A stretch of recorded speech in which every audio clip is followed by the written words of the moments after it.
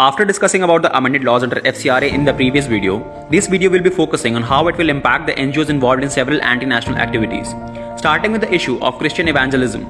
To give you an idea about how serious the problem is, there are some hard facts and figures.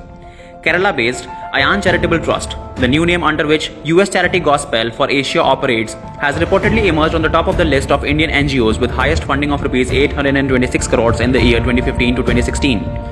Another Kerala-based evangelical charity, Believers Church India, has received more than 1080 crores funding in the past 6 years.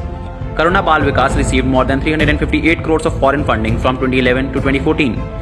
And all this money was being diverted for conversion activities to NGOs owing allegiance to the Methodist Church, Baptist Church, Salvation Army, Christian Missionary Society, and Indian Pentecostal Church. Joshua Project is a US-based NGO that has a much deeper penetration that you and I can even think of. They have a huge database of more than 1 billion non-Christians, which even goes to mention their caste and even minority and Adivasi status. As per the published data from the Center for the Study of Global Christianity, by the year 2000, there were 5,400 missionary agencies around the world who sent about 440,000 missionaries to foreign countries for evangelizing and proselytization. Lakhs of such missionaries pursuing India as their prime target for many decades has been sufficient to make significant demographic changes in parts of India, especially in Tamil Nadu, Kerala, and northeastern states, and some parts of Maharashtra, Gujarat, and Punjab. To give a perspective of the unseen threat, here is some demographic data representing a huge rise in the Christian population. In Arunachal Pradesh, it was less than 1% in 1971 and now it is more than 30%. In Nagaland, it rose from 52% in 1951 to more than 90% in 2011. In Manipur, it rose from 19% in 1961 to 41% in 2011. Similar is the case with several other parts of the country. Nicobar Islands have a 67% Christian population and Kanyakumari has 44.6%. Many more such demographic patterns are visible across the country, primarily in the regions where church planting and evangelism has taken place. While Christians are only 2.3% of India's population, the church owns and controls more than 20,000 educational institutions, second only to the central government, thousands of vocational training centers, and around 5,000 healthcare centers. As per an estimate, the Catholic Church is the largest non-agricultural landowner in India, and the worth of its holdings may run into several lakh crores of rupees. Interestingly, there is simply neither any state overseeing the church administration nor any government interference in the appointment of bishops who are wealth administrators. The Indian Church acts like a state within a state in the Indian Union, yet gives its allegiance to the Pope in Rome. And this is not something new for India. It started back in 1784 with the setup of Asiatic Society of Calcutta to propagate the works of propagandist and historian William Jones and to tamper the Indian historical texts, and the setup of Serampur Seminary, Calcutta, by missionaries to train Indians for evangelism. Several other such institutions were started during the British rule in India. The Christian evangelism is an undercurrent not visible yet so powerful. We all as responsible nationalists need to spread this word, at least among our peers and family. We should start discussing this, so that someday in the near future, mainstream media will cover it too. In India, the Open Society Foundation funds various evangelist propagators including Harsh Mandar's Center Equity Studies, who bats openly for evangelical conversions and even ridicules laws that prevent forced conversions. In the Delhi riot, speeches by Shazil Imam and Harsh Mandar are mentioned in the charge sheet explaining incidents leading to the riots. Delhi police charge sheet filed in Delhi riots states that Harsh Mandar with his organization Karwan-e-Mohabbat published a report on the violence at the Aligarh Muslim University that absorbed the students of all sins and peddled numerous lies against the Uttar Pradesh police. Later, of course, the entire report turned out to be a massive fraud. Harsh Mandar was seen openly working with ISI-funded campaigns and organizations, for example, his association with the Justice Foundation.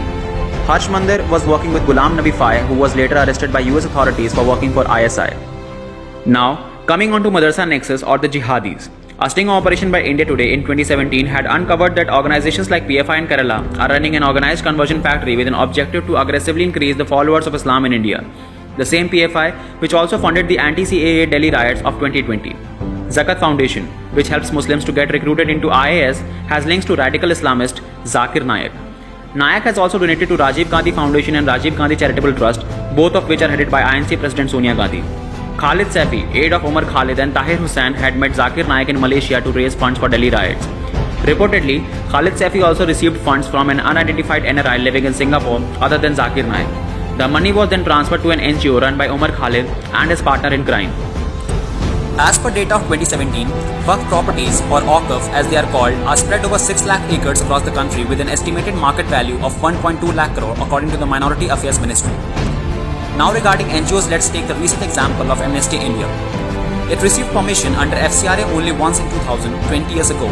So, Amnesty started utilizing commercial methods to evade FCRA provisions to receive foreign funding and work through 4 non-FCRA registered companies: Amnesty International Foundation, Amnesty International India Private Limited, Indians for Amnesty International Trust, and Amnesty International South Asia Foundation.